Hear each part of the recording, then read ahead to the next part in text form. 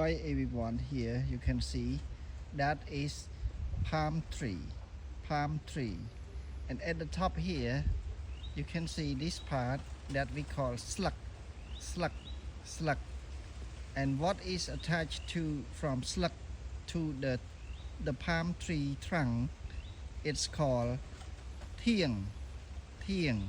This one is thieng. So this is called slug knout, and this part is called thieng knout, and this called dam knout. The whole thing is dam knout. And here you can see these vines climbing up to the top of the palm tree. It's called vor. These also vines, V-I-N-E, vine. So in Khmer language, these vines are called vor. The whole thing we call dam knout.